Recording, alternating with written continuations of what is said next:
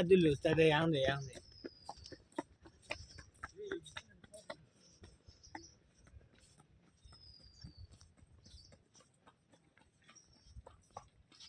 level 3 back के कदू word गया है क्यों